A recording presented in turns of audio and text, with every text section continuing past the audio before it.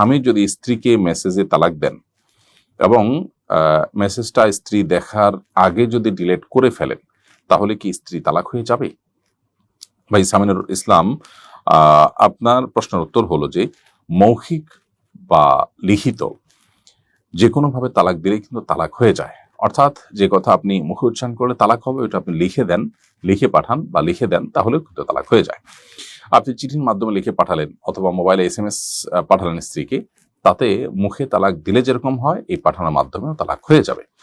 কিন্তু পাঠানোর পর স্ত্রী সিন করার আগে আপনি যদি ডিলিট করে ফেলেন, তাতেও তালাক কিন্তু হয়েই যাবে।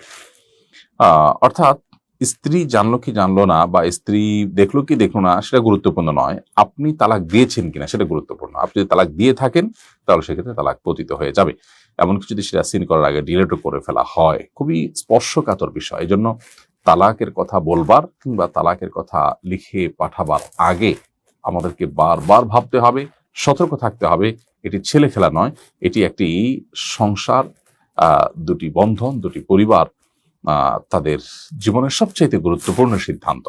বিধায় এটার আগে বহুবার ভাবতে হবে এবং শান্তভাবে সিদ্ধান্ত নিতে হবে।